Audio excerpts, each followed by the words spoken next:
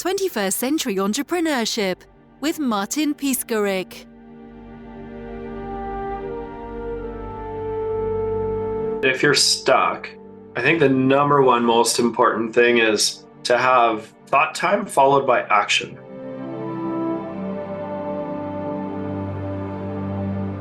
And so having quiet time and space to think for yourself, understand who you are, where you are in the moment, and then to decide what are the next steps. What is it, like, even if it's just one small step.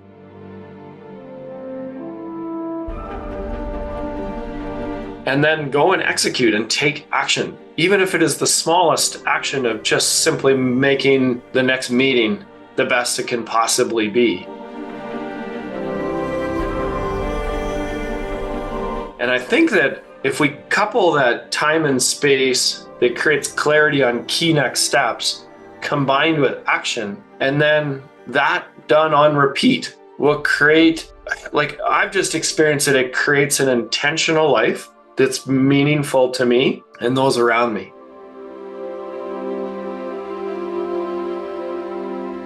And when I have that time to think in that space, it lets all the other white noise, and there's a lot of white noise around us these days. You know, we're being bombarded by everything, all moments.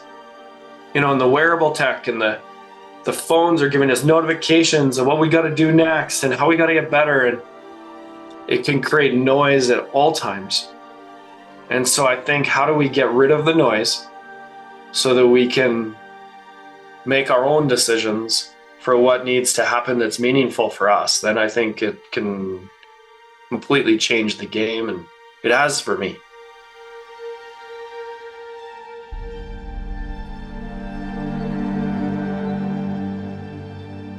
I suppose sport played big role as well. Oh, huge. The specific mindset that you have and that you had. And that's part of what I wanted to share. And the major draw to write the book was,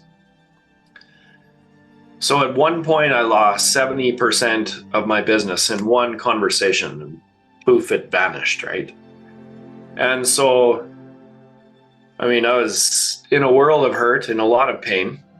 And I'm like, well, what do now what do I do? Like, do I shut the business down? Do I go back to school? Do I start another company? Do I work for someone else? Do I start, afresh and try and rebuild it? And what do I do?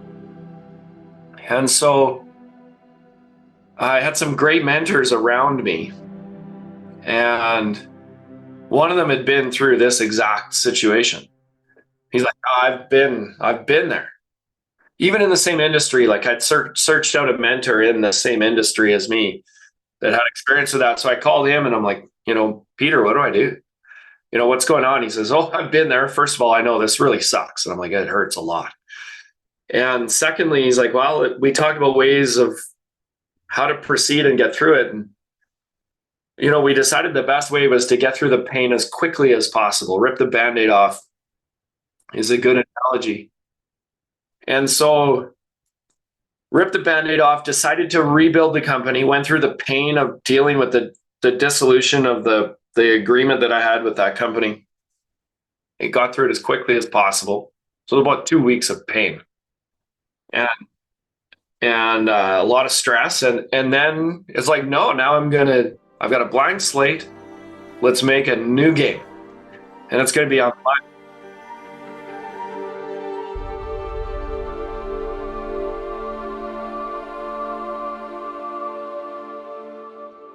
During the period of pain, first off, when I first heard about it, I was at a conference in San Antonio in Texas, and I brought my wife. And so my wife didn't travel with me very often for business, but every now and then. But San Antonio is a great city, and where we wanted to go and spend some time there together. And so then it's over. I get the news. I go back to the hotel, and she's actually sick. She got really sick on the way down with a bad sinus infection. So she's in the hotel basically sleeping, and I come in and I'm like, okay, I got some bad news. So what are we going to do? And so we just took a pause and And we looked at our options. And we looked at, do we shut the business down? Do I go back to school? We've got 2 kids at this point.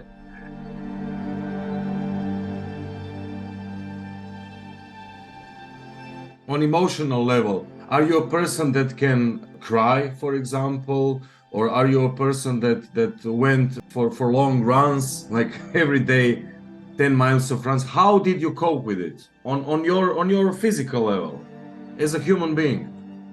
Yeah, so I mean, the first 2 weeks probably didn't do a lot of. It was just a lot of in my head and dealing with the problems. What I did have was very lucky was a network of people. So I'm an avid athlete, and so I worked out some during that time period, but not as much. This was 2012. This was a while ago. I've changed. I've shifted that now. What was the shift? So the shift now is I recognize like that the physical activity is so critical to my clear thinking that, these things that I put into place as I went through that recovery, and then I got back into training. But the first 2 weeks, no, it was just head down, figure it out. I didn't do a ton of that. But since, like when COVID hit, I'm like, oh, okay, I've been here before. Like, I'm like, I lost 60% overnight, boof. Where does it go? And I'm like, oh, this is okay. This is going to work out just fine. There's going to be lots of opportunities that come from this crisis, and I'm going to be the guy that's ready to go and make it happen.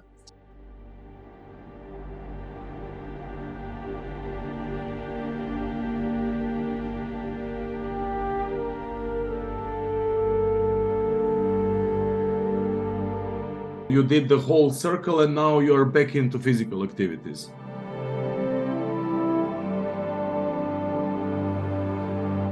Yeah, so I think, in 2012 when this crisis happened, I was, my whole world was on fire, and I'm like, what do I do? And so that got lost. I didn't do the physical activity then, and that was not, and looking back, I'm like, reflecting, I could have done more.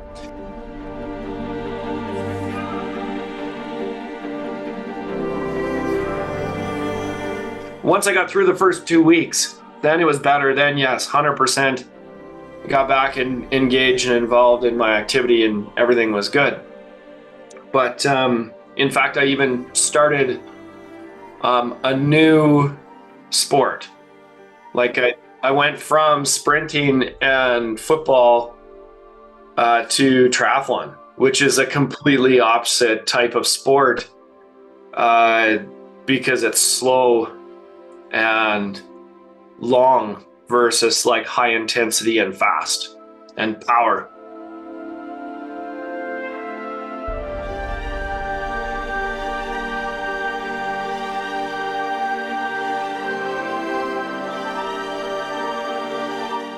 Do you think it has something to do with how old are you, or is it something that is just better for you on a physical level, or why you did that switch? Do you know? Yeah, the message for that, for me, it was honestly just do something I'd never done before. Okay. And I'm like, I've spent, from the time I was, in university playing football to, at 2012, I'm 39 years old. I've been in sprint power mode the entire time. And I'm like, well, I can do endurance stuff. I could when I was younger. I'm going to try again. I'm going to just change my body makeup. And so just for the interest of trying something completely different and new and figuring out a way to do something. And I was an okay swimmer, not very good. And if you told me I had to swim for a kilometer, I would have said, that's not going to happen. And I'm like, well, how can I get over that? And an open water swim for that distance too, I was scared. So I'm like, I'm going to overcome this. I'm going to figure it out. I'm an athlete. I'm going to solve this problem. And so I wanted to change even the physical makeup, like power and speed athletes are fast twitch, red muscle fiber. And I'm like, well, how can I go to long and slow and also change my mindset? Instead of power fast, now it's like patience, endurance, timing, consistency. And so I intentionally wanted to just change up how I approach things physically. I was at that place in life of like, let's do something completely new and different. And so I changed my sport there for a while. How have your experiences as an entrepreneur and athlete and leader shaped who you are today?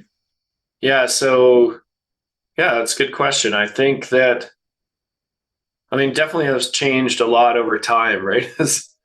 I used to want to do everything myself. I wanted to, I knew I wanted to delegate, but I struggled to do that very well.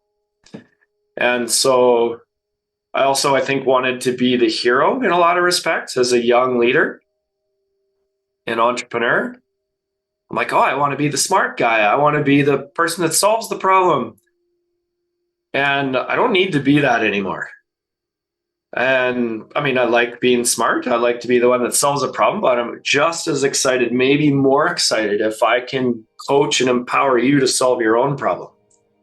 And then I'm in the back and I'm okay with that. And so I enjoy that quite a lot now as a leader and asking more questions and just being more of a coach than kind of the hero.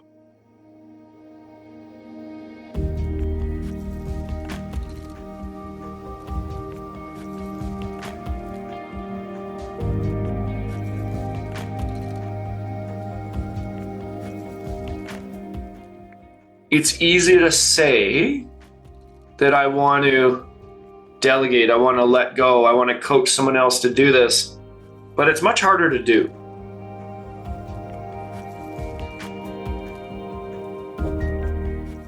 And so I think if I was to give advice honestly, I think a huge element is understanding yourself.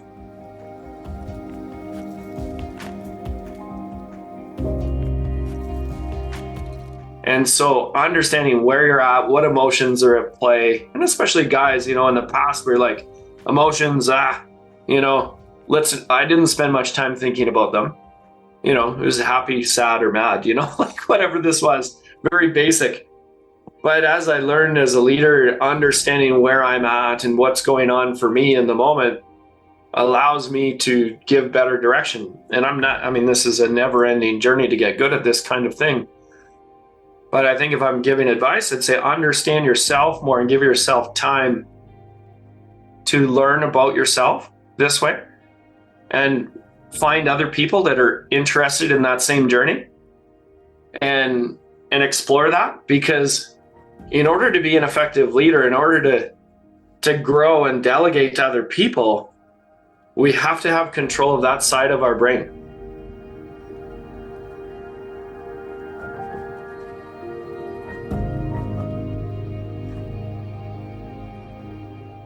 Because if we don't, the logic side, a great analogy, Jonathan Haidt from the happiness hypothesis, it's like an elephant and a rider.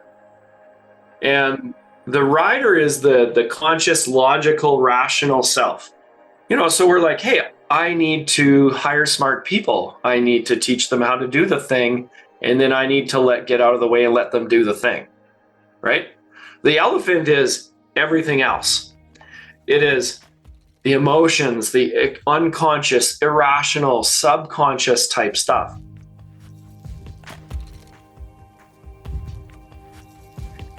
And the elephant's way bigger than the rider. And the problem is we spend all this time negotiating with the rider. I'm going to hire that smart person and they have a good resume and they have this. And then I'm going to teach them this and then I'm going to get out of their way. But the problem is if you don't have the emotional side under control, as soon as you hit this moment of decision and you don't have emotions under control, the elephant takes over and it squishes the person that you're working with.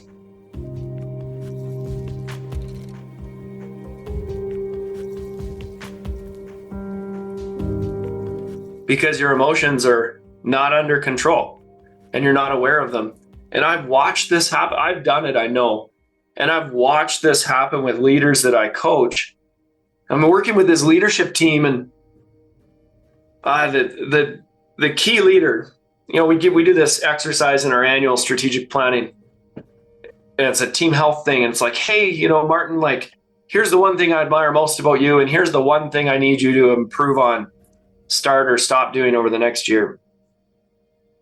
And so this one leader, he's the owner of the company. He says to his finance leader, hey, I need you to speak up more and make more decisions. We need more from you.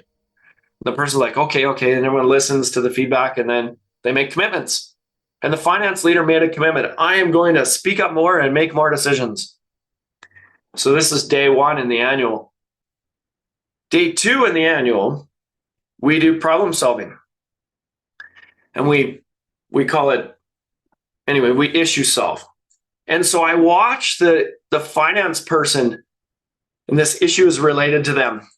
And I watch them, and they build themselves up, and they're like, and they kind of puff up their chest, and they go, okay, I think we should do this. And this is my decision. And the owner looks at her and says, that's a terrible effing decision. That's never going to work. Okay, so anyways, and the poor finance person was sitting there going, and I watched her shrink into her seat, and she folded her arms, and she's like, I'm done. And so she was like, she completely checked out. And I asked her, like, hey, where are you at right now? She's like, well, I'm done. What's the point of saying anything? Like, this is useless. He asked me to do this, but then he didn't let me do it. And so what happened is the rider was like, oh, I need you to speak up more and make more decisions. And the elephant's like, screw that. Like, he didn't have control of his emotions, and it got the better of him. And so a long story to tell you, but, to give advice to entrepreneurs and leaders, and this isn't just entrepreneurs that struggle with this problem. It's other leaders in the company too. And to have a grasp on that emotional side and recognize, like, was it a bad idea? Possibly. It might not have been the right decision. But if he wants that leader to step up more, his feedback and response to that idea might have needed to take a different path. If he was going to be successful in coaching her. And so it's a common challenge I see with leaders, and something I'm passionate about helping people with.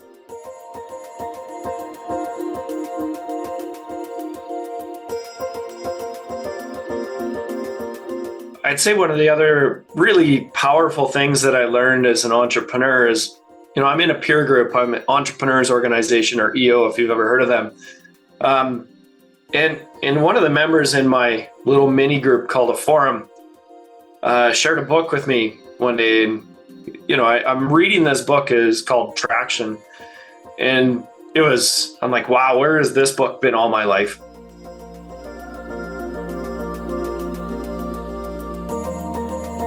I'm reading this book, and it talks about this thing called EOS, or the Entrepreneurial Operating System. And it kind of pulled together all these brilliant books that I'd read in the past, from like Stephen Covey and Jim Collins and Vern Harnish and Michael Gerber and all these brilliant business books. And it tied them all together into one set of tools. And it was super simple, which I thought was really great. And I thought I could use these tools in my business. I tried a few things. I've tried lots of stuff over the years.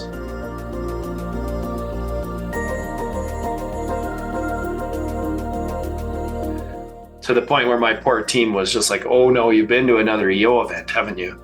The eyes would roll. And I'm like, no, like this is gonna work. We have to do this.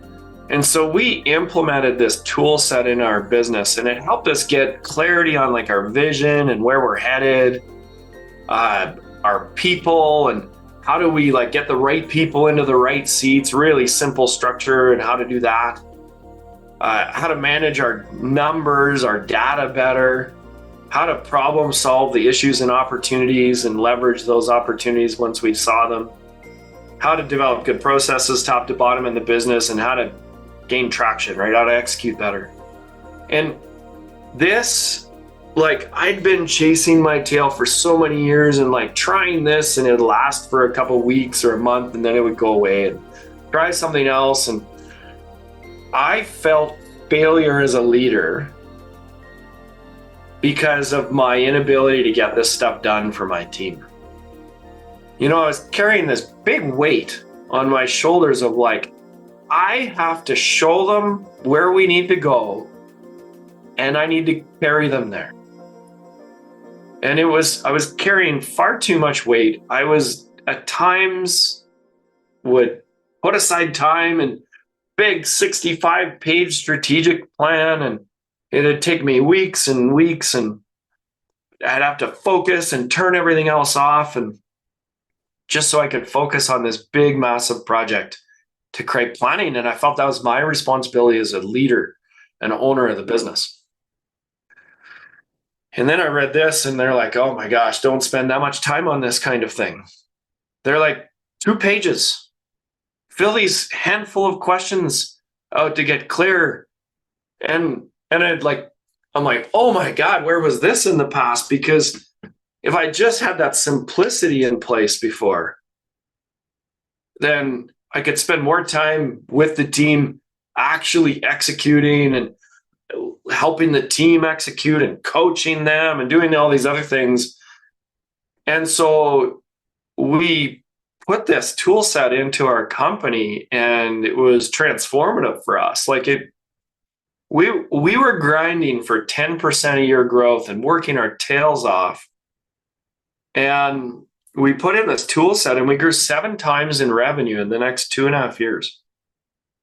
And yet it was easier and more peaceful, and it felt more intentional. And it just was like these little moments of pulling out and thinking high level, make decisions, create a game plan, and then go back into the business.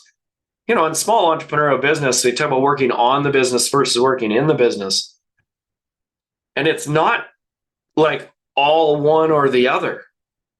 It's actually a balance between the two. And the right balance I've found is about maybe 10% of the time, 20% of the time working on the business, and then, 80% working in the business. We still got to get stuff done.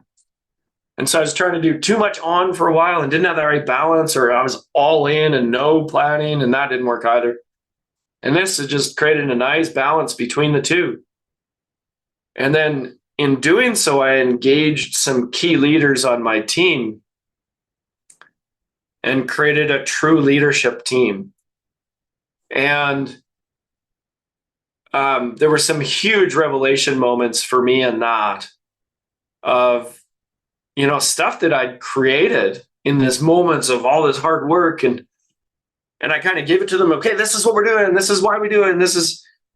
And I'd never stop to ask them, like, do you like it? Does this work for you? And so we had these moments as like, we're rebuilding this thing with the EOS tool set in place. And I asked my right-hand guy, Frankie is his name. And I'm like, hey, Frankie, so like our passion, our vision statement, do you like it? And he's like, I think this is amazing, Chris. I use it every day. I use it with our customers. I use it with our suppliers. It drives me. It's given me this guiding light, and I use it all the time. And I'm like, I felt incredibly good in the moment, but I like kind of laughed of like, I'd never even asked him this question before. And now we looked at our mission statement, and both of us agreed it was complete garbage. It was like, make everybody happy with everything, the best people, processes, practices, and in the industry leaders, and like MBA garbage, right? And we're like, okay, now we both agreed this one sucks. Let's make it better. And so we recreated something new together, and it was far better, and it worked way, way better for us. But the thing that was happening in that moment is I was transferring load. This was no longer all this weight on my shoulders. And I realized that by him helping create the path forward and the vision for the organization, I still had my hand on the rudder.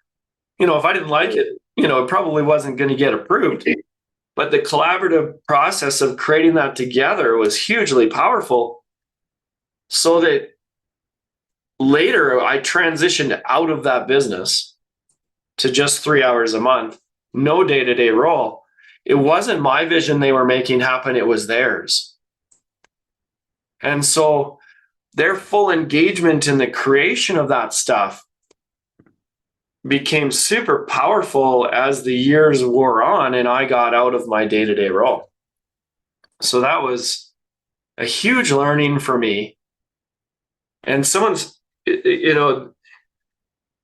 I was trying to figure out how to run my business, but I have a degree in entrepreneurship and I've lived entrepreneurship since day one. And I was spending all this time trying to figure out how to run the business. And someone had already done the work. And I'm like, oh, if I could give anyone advice, is just you find an operating system. There's a number of good ones out there. I mean, EOS is clearly my favorite, but there's great ones out there, but get a system and use it. Someone's done the work, and leverage their work and spend your energy, that precious energy we have as entrepreneurial leaders, into getting stuff done that's important. And the tools can just save you a ton of time in trying to solve problems that really don't need to be solved. And like the basic tools and how to run the business better.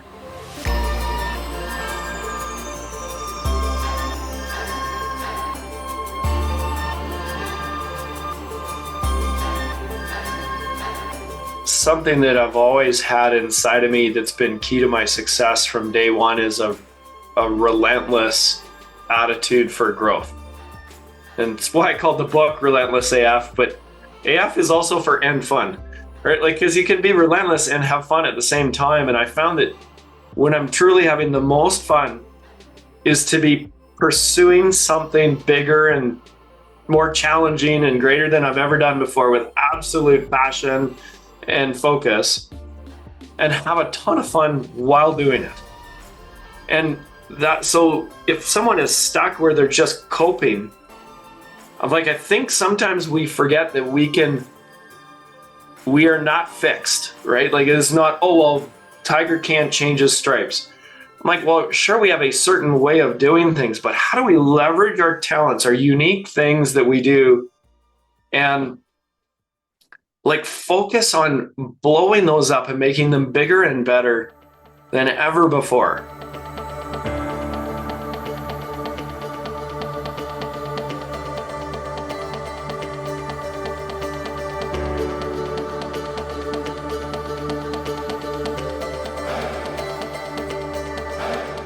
Something I learned years ago was this concept from Dan Sullivan from Strategic Coach, and it's about unique ability and what are you good at and what do you love to do, and the combined things together is insanely powerful.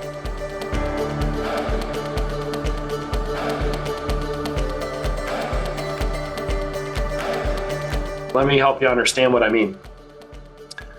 So I would go into these meetings in this nonprofit work that I did, and it was at the end of the day, it was 7 p.m. at night. I'd had a long day, busy week, and I'm like, oh gosh, I've got this meeting to go to, but I made a commitment, so I'm gonna go. And I was like dead tired. I'd go to the meeting, and 2 hours later, I'd walk out of that meeting like, that was amazing, this is so good, let's go for a beer and keep talking about this. There was like a significant boost in energy in what happened in that time frame. And I'm like, it happened not once, but multiple times over and over again. I'm like, well, what's happening in that 2 hour time period? I'm like, well, for me, it was coaching, right? And helping people and challenging people and pushing them to be better and helping them see themselves in a different way. And I'm like, huh, interesting.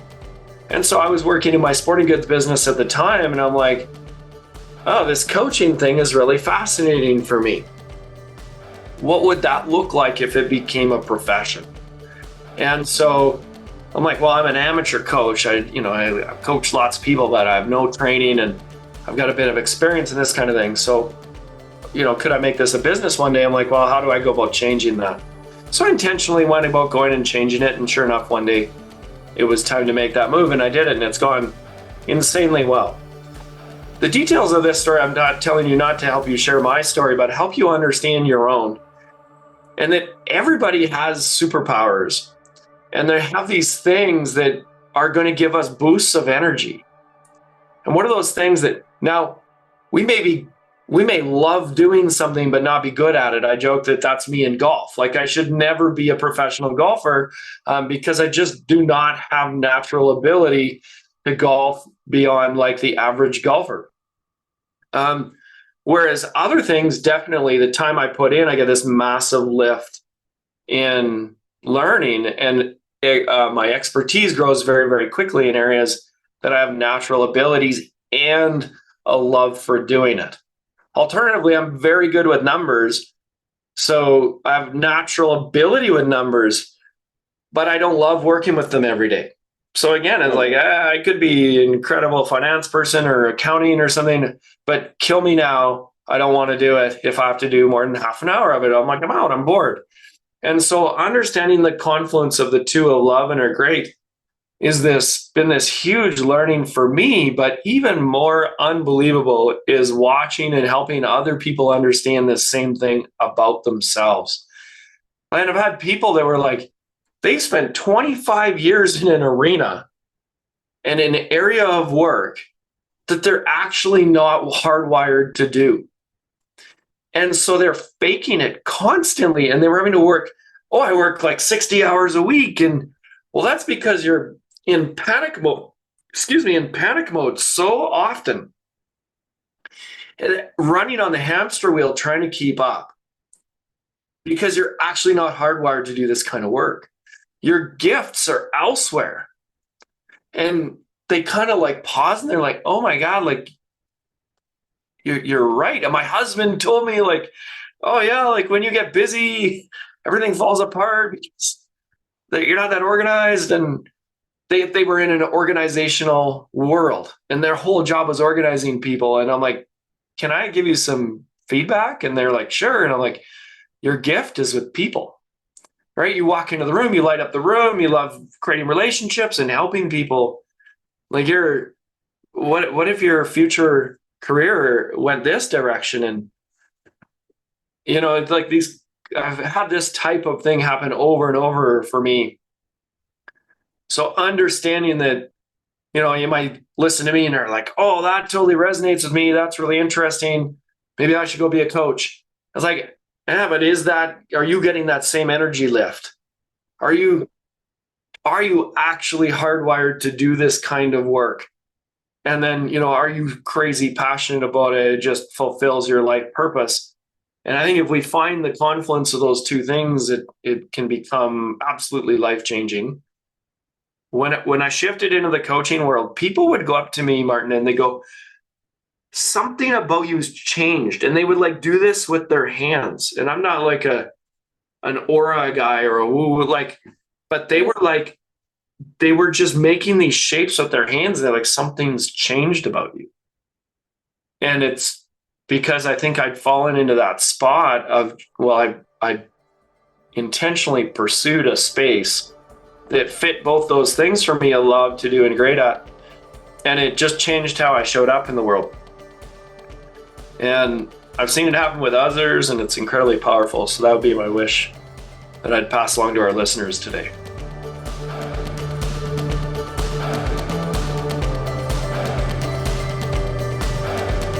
If you want to find out more, I wrote about it in my book, Relentless AF. And there's some exercises in there and some resources in which you can pursue that further. Find out more about yourself and how you can improve. 21st Century Entrepreneurship with Martin Piskarik.